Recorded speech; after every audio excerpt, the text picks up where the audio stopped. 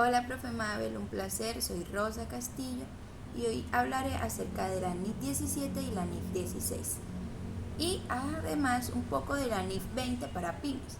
La NIF 17 y la NIF 20 para pymes trabajaban en conjunto para la contabilización de arrendamientos.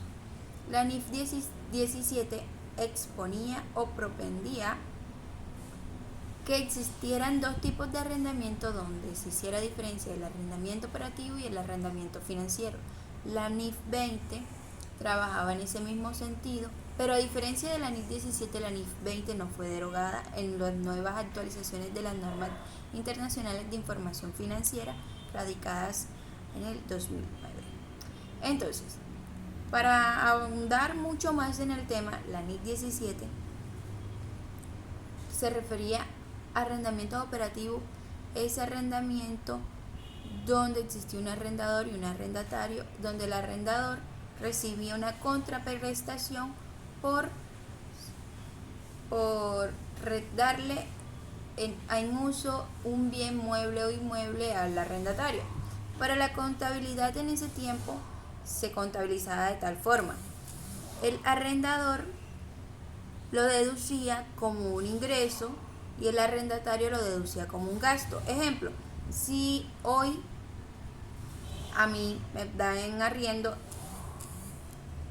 una bodega por 1.000.000 de pesos, yo lo deduzco como gastos y el arrendador lo deduce como ingresos. Entonces, en esa forma era como se contabilizaba el arrendamiento operativo según la NIF 17. Pero al momento de llegar la NIF 16, esto cambió porque la NIF 16 quería que todos los arrendamientos fueran de forma financiera, o sea, hacer una transformación de NIF 17 a NIF 16, pero colocándole un solo nombre colocándole un solo nombre y un solo camino, por así decirlo. Porque al momento de nosotros ahondar un poco en el tema de la NIF 16, nos damos cuenta que es muy necesario explicar el concepto primero que tuvo la NIF 17 para los arrendamientos. Partiendo de eso, se esclarece el término de arrendamiento financiero que deducía la NIF 17.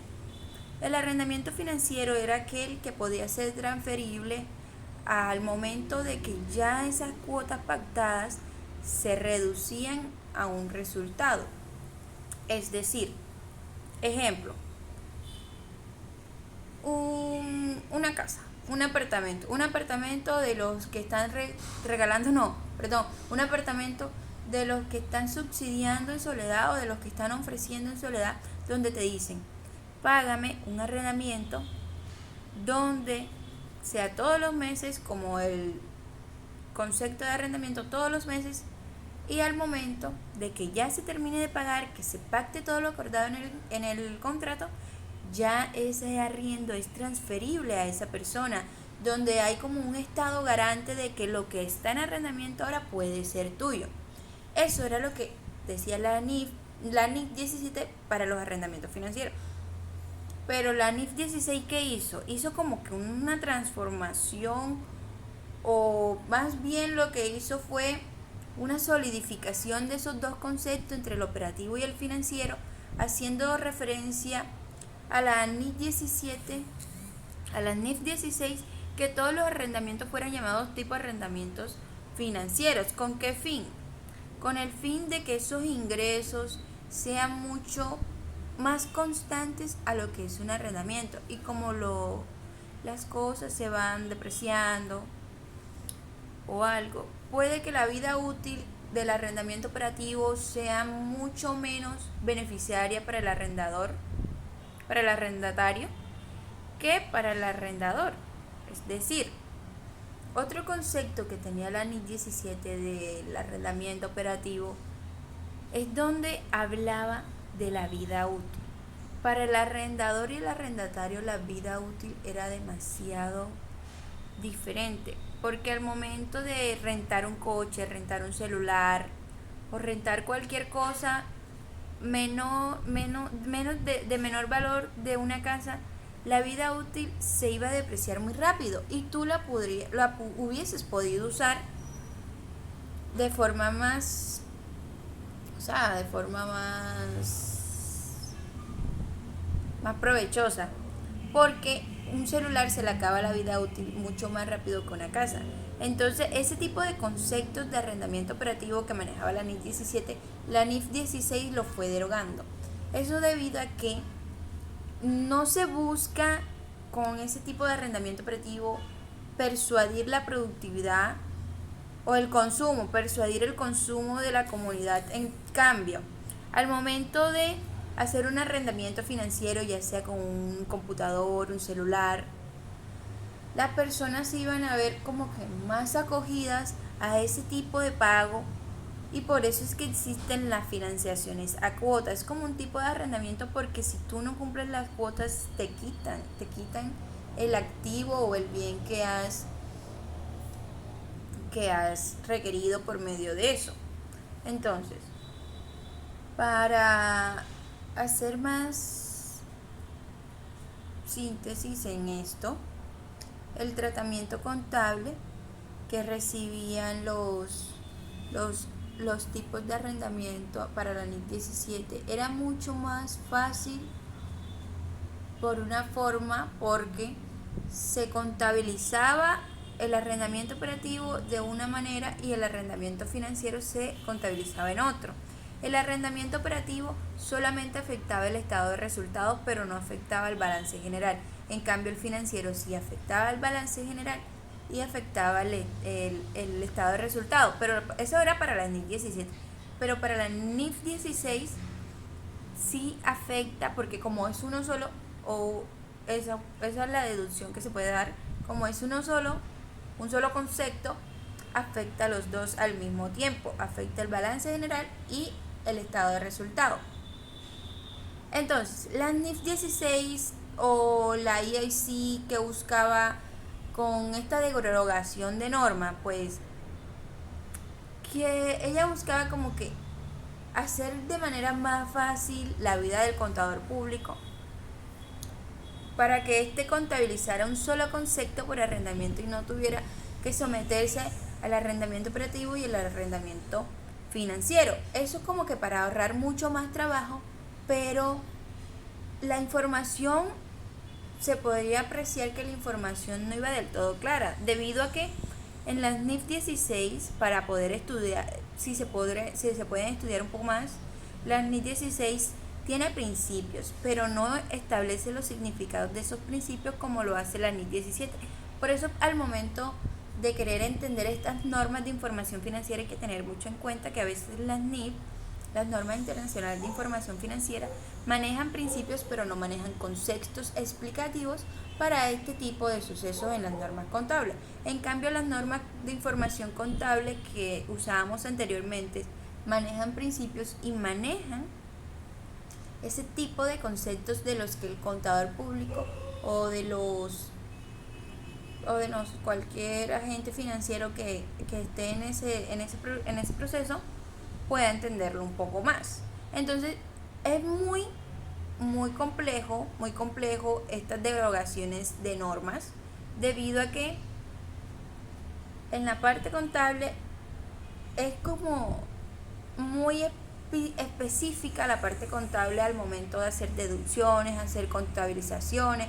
Todos esos procesos de la práctica contable solo se sumergen a las circunstancias de un ente financiero, a las circunstancias donde ese ente financiero se desenvuelve.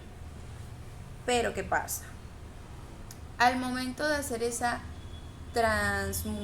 cambio de NIF 17 a NIF 16, se ve un detalle en la contabilización. Por ejemplo, si ya yo vengo contabilizando un arrendamiento a principio de año, sea financiero o sea operativo, y ya están vigentes las NIF 16 para contabilizar los arrendamientos, yo debo dejar que ese arrendamiento que venía contabilizando desde enero de 2022 cumpla su curso al mismo término con que se había arrendado principalmente.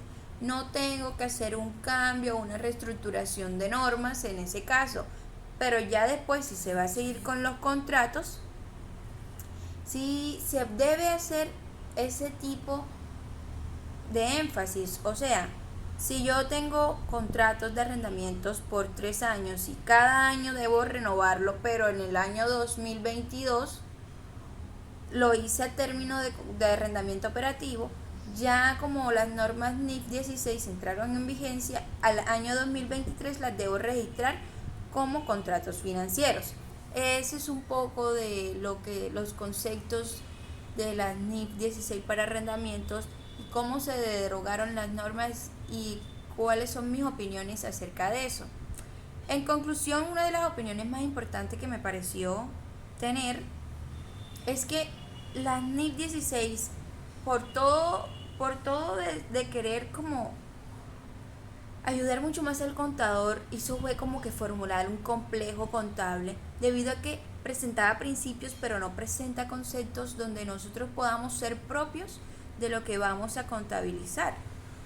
O propios no, de lo que sabemos de lo que debamos contabilizar. Por ejemplo, existe un mínimo de valor para arrendamiento donde la NIF 17 sí tomaba posición acerca de esos conceptos, pero la NIF 16 ya lo deja a mérito propio, a concepto propio del profesional.